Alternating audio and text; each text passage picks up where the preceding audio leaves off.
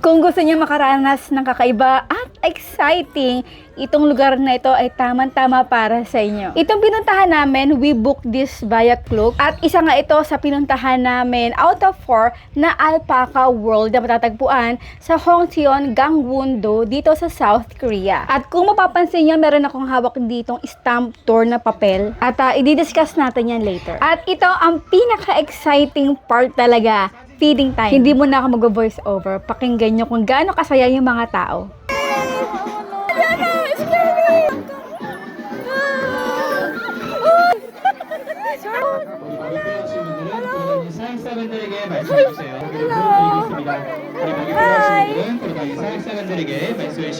자, 우리 이벤트 시간 동안에는 먹이 보여드리고 있습니다. 먹이 필요하신 분들은 서비스들에게 말씀해 주시면 됩니다. 자, 우리 먹이 시대는 한 번 해주시면 먹이 바닥으로 떨어지기 때문에 우리 반도선에 올려서 하나에서 2개씩만 주시면 됩니다. Okay, this time free food, if no more feed, please tell to keep go. This time free food, if no more feed.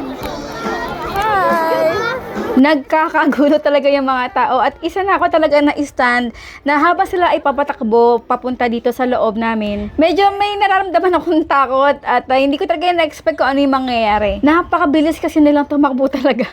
At lahat kaming pamilya ay first time namin makakita ng alpaca. At buti na lang talaga nagsuot kami ng gloves kasi medyo may mararamdaman kang ngipin nila habang sila ay kumakain. Medyo bitin nga, mga 10 to 15 minutes lang sila nag-stay dito at umakit ulit sila papataas. Itong area na ito ay mag-walk uphill. Natatandaan nyo ba yung papel na stamp tour? Ayun, after nyo ito matapos ay mag-i-stamp na kayo dito at magpo-proceed na kayo sa isa pang attraction. Pero dalawa lang yung na-stamp namin kasi nga pataas nga ito.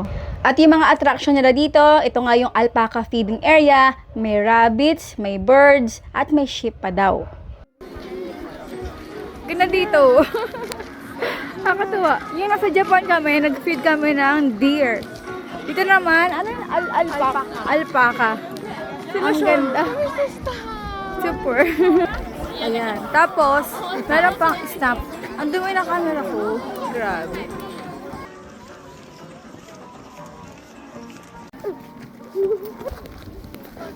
Yeah. Ganda dito, oh.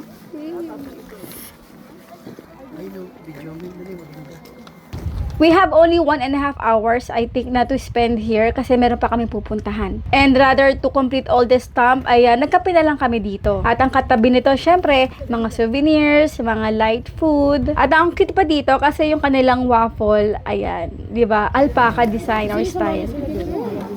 Bumili na ako niya. Alpaca bread.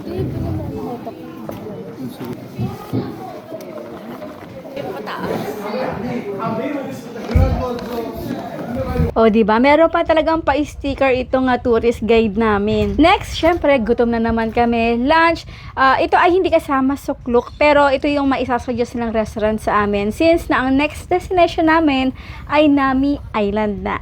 At syempre, kung kayo ay nanonood, ano ang pangalan o tawag dito sa hayop na pinid namin? Ang inyong sagot sa comment box section.